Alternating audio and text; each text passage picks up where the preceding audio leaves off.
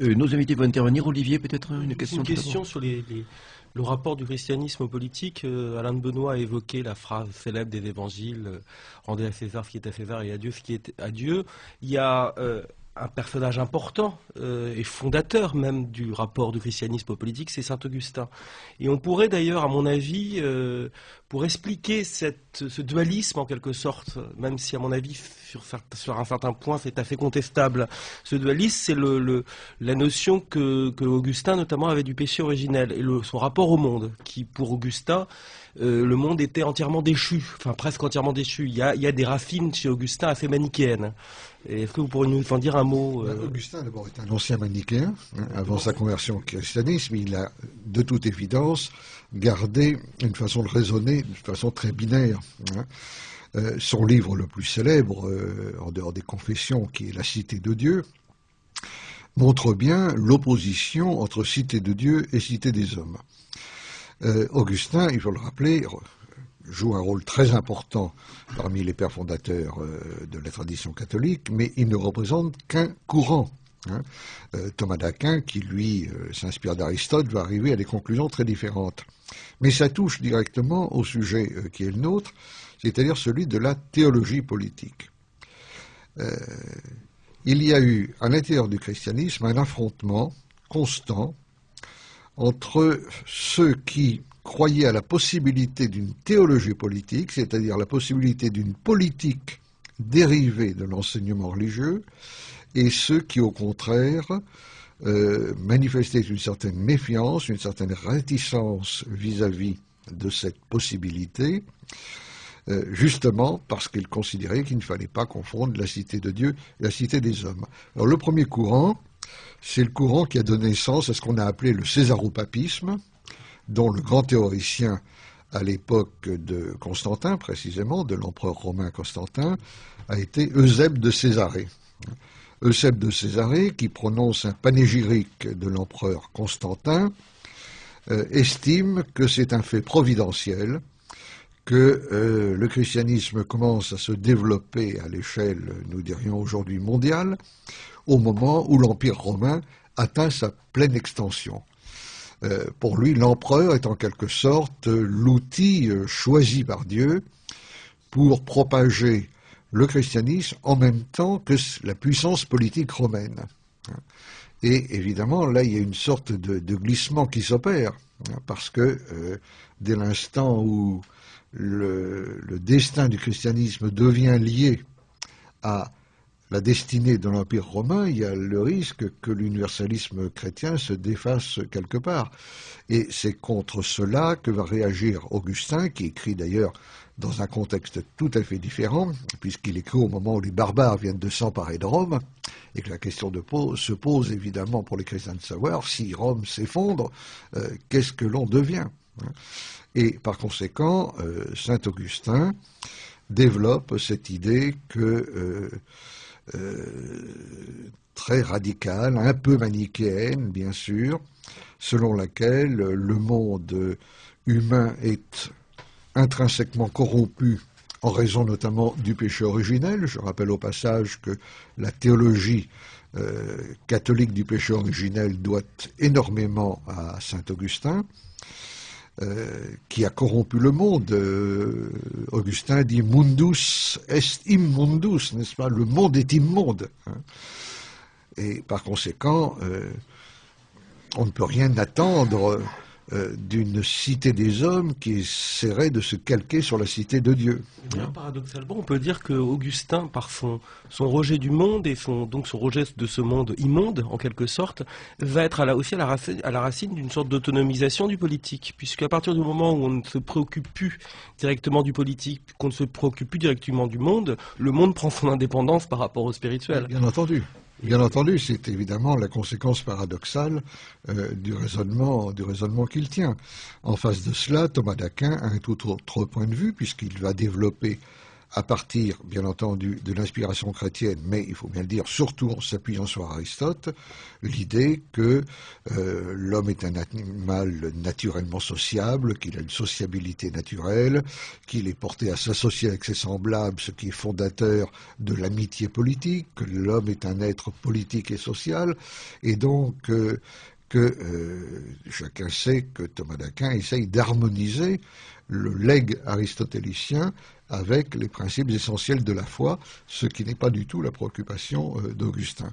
Mais dans sa somme théologique, Thomas d'Aquin jette les bases d'une société politique chrétienne, alors qu'Augustin se situe dans une perspective tout à fait différente.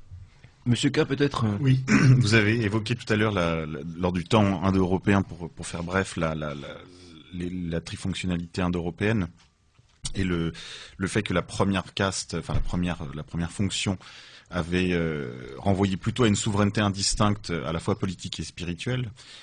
C'est vrai, mais la situation pratique des sociétés indo-européennes, c'était quand même que la première fonction, même si elle était, on va dire, royale et sacerdotale, c'est quand même plutôt une caricature. C'est un gouvernement des prêtres, et même si ce ne sont pas les druides qui gouvernent les peuples celtes, par exemple, dans la Gaule, avant la conquête de Rome, avant la conquête romaine, la situation c'est quand même celle-là, c'est-à-dire que les rois gouvernent sous le pilotage, sous le contrôle spirituel des druides, ce qui quand même crée une situation assez semblable de dualité, enfin d'un partage des tâches par rapport à la situation chrétienne. Honnêtement, je ne le crois pas. Je ne le crois pas, d'abord pour une raison simple, c'est que l'équivalent des druides se retrouve en Inde, mais ne se retrouve ni chez les Grecs, ni chez les Romains, ni chez les Germains, ni chez les Baltes, ni chez les Slaves. Vous n'avez pas une classe sacerdotale comme chez les Celtes, donc c'est une différence considérable. Deuxièmement, les Celtes... je veux dire, les druides chez les Celtes jouent un rôle très important, mais ils organisent le culte beaucoup plus qu'ils ne se soucient de la chose politique, qui est le fait du souverain, du prince, du chef des hommes libres, du seigneur, quel que soit le nom qu'on lui donne, même si on sait bien, par exemple, qu'au moment de l'invasion romaine de la Gaule, les druides ont joué un rôle important dans la résistance gauloise. Mais là, c'était dans un contexte bien particulier. Les druides aussi ont été persécutés par les Romains, et pour les mêmes raisons, c'est-à-dire pas du tout pour des raisons religieuses. C'était tout à fait indifférent aux Romains que les Celtes adorent des dieux celtiques, dans lesquels ils percevaient d'ailleurs très bien la parenté de leur propre dieu. Simplement, c'était pour des raisons politiques, à savoir que, évidemment, les druides animaient en quelque sorte la résistance gauloise à l'occupation romaine, et en les persécutant, ils réduisaient d'autant cette religion. Donc j'ai pas du tout l'impression d'une sorte de cléricature, qui est déjà un terme finalement très très anachronique.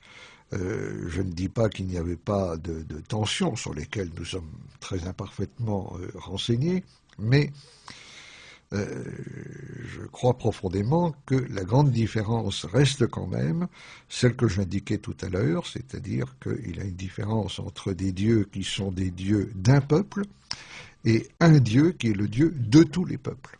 Oui, tout à fait. Je parlais simplement des relations, évidemment, entre les fonctions, mais on trouve cette situation aussi dans d'autres cultures, hein, dans la Perse ancienne, même dans la Babylone ancienne, dans tout le Moyen-Orient ancien. Il y a une présence de castes sacerdotales qui jouent un rôle éminent dans la cité. La preuve en est, je dirais, l'urbanisme, qui montre la prééminence des édifices religieux sur le palais royal, mais qui sont quand même à équiter d'une certaine manière. Oui, là, déjà, on sort du cadre indo-européen, n'est-ce pas ? On peut aussi prendre des exemples chez les Mayas, chez les Chinois, ou que sais-je. Ouais, je parlais des Perses principalement, bien sûr. Mais pour revenir, la question en fait portait plutôt sur les suites de cette confusion, enfin de ce mélange, on va dire, des deux souverainetés, ou enfin de cette souveraineté indivise.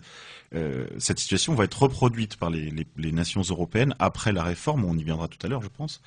Mais on voit qu'il y a quand même le risque, lorsqu'il y a lorsqu'il n'y a pas de distinction et synergie ou harmonie entre les deux souverainetés, lorsqu'elles sont confondues dans les mains d'un seul homme ou d'une seule catégorie de personnes dans une société donnée, cela a tendance quand même à être, à devenir un instrument politique aux mains de celui qui est dépositaire de cette souveraineté. C'est-à-dire qu'il peut en faire à peu près ce qu'il veut. Je suis tout à fait d'accord sur ce point. Oui, bon, on peut prendre l'exemple aussi, les exemples où je vois pas qu'il y ait eu vraiment trop de dysfonctionnement, en tout cas, écartèlement entre les deux, c'est l'exemple d'Auguste. Octave Auguste qui était Pontifex Maximus quand même. C'est le premier à le devenir, alors que sous la République, il y avait une plus grande distinction, en tout cas, entre des fonctions. Je n'ai pas le souvenir que le règne d'Auguste ait laissé un souvenir fâcheux et funeste à ce niveau-là, en tout cas.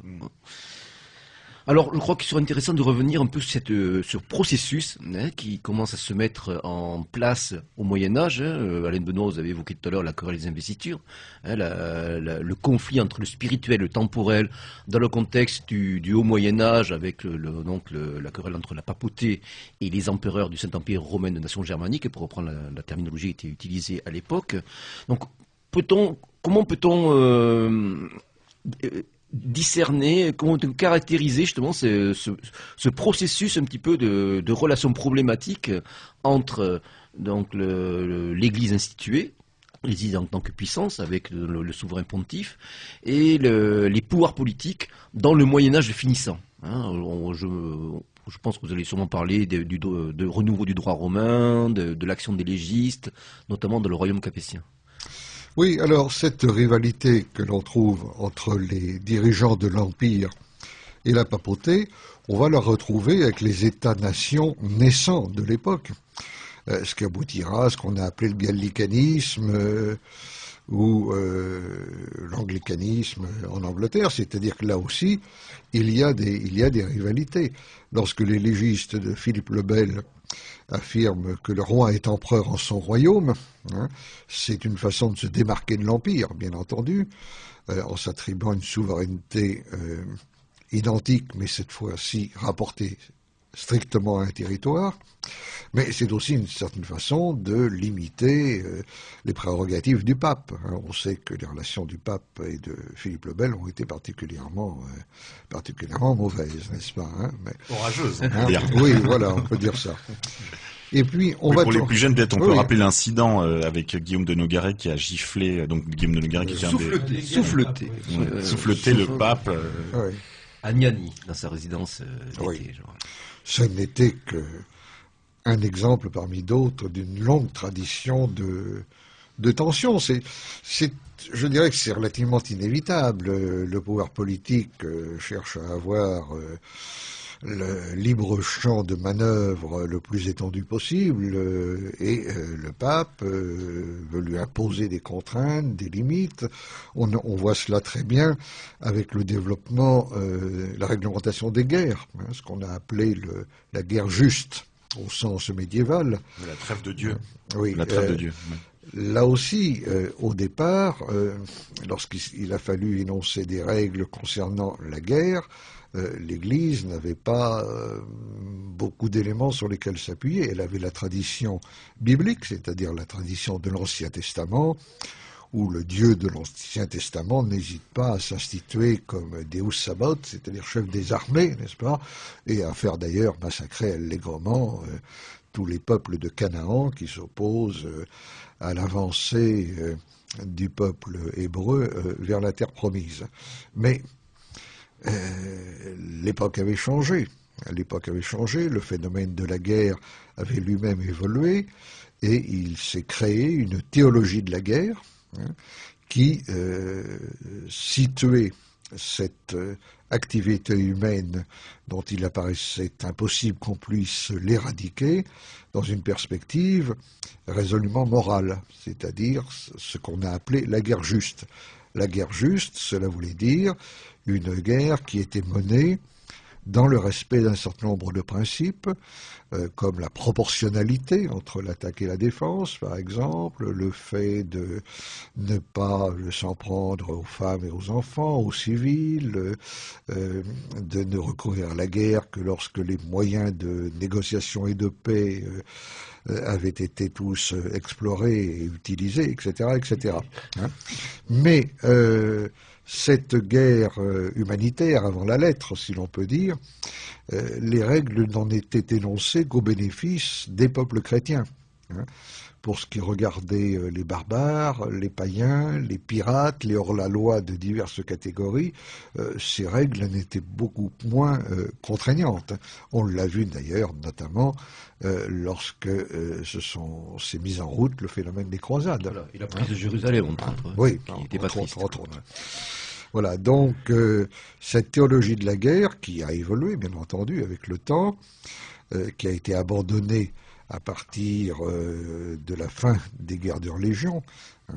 Je rappelle que les guerres de religion entre catholiques et protestants ont été évidemment infiniment dévastatrices, et que le seul moyen que l'on a trouvé d'y mettre un terme a été l'adoption par les princes du principe et jus regio que jus religio, qui permettait de ramener un peu de paix dans la question, et par l'adoption aussi d'une nouvelle forme de droit international, qui est le droit des gens issus des traités de Westphalie, qui rompait avec l'idée même de guerre juste, c'est-à-dire qui rompait avec cette idée que d'un côté il y avait des combattants du bien qui représentaient le bien, et de l'autre des combattants qui représentaient le mal.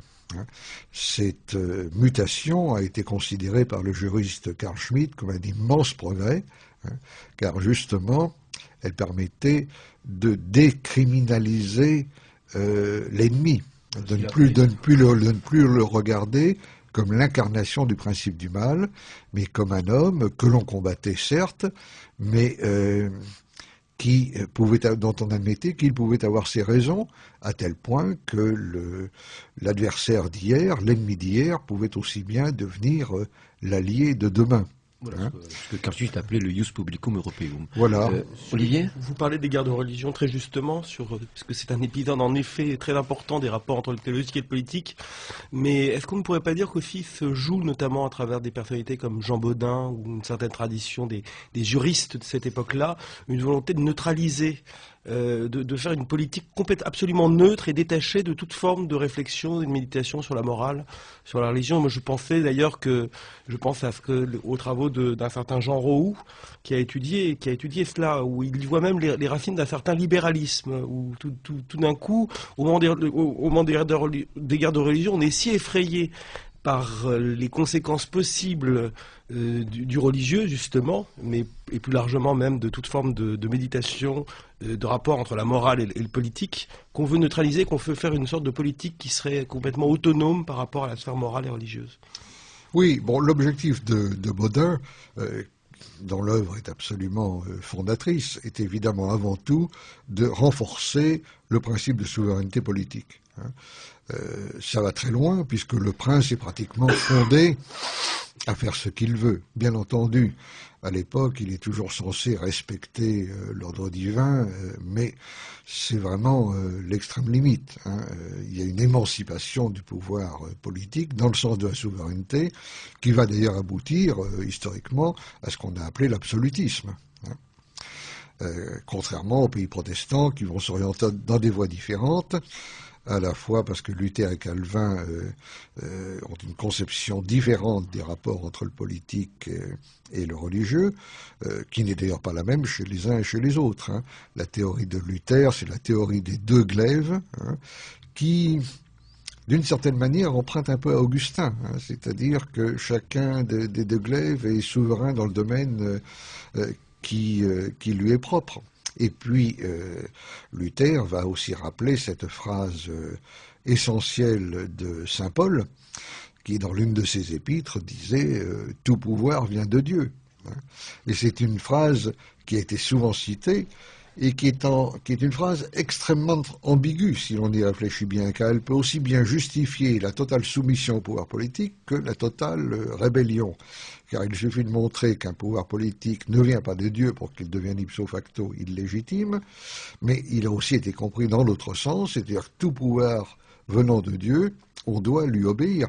Il faut rappeler à ce propos que Luther, au moment de la célèbre guerre des paysans de 1525, ne s'est pas rallié au peuple paysan, mais a soutenu les princes, qui étaient eux-mêmes appuyés par l'Église, ce qui a profondément déçu le peuple allemand de l'époque. D'un autre côté, on pourrait dire d'une manière cynique qu'il a sauvé le protestantisme en prenant cette position-là, car sinon le protestantisme aurait été défait en même temps, le sort de tous ces mouvements millénaristes, en même temps que les mouvements paysans, des millénaristes, des anabaptistes de Thomas Müntzer, etc. Le début du XVIe siècle, c'est troublé, oui, justement.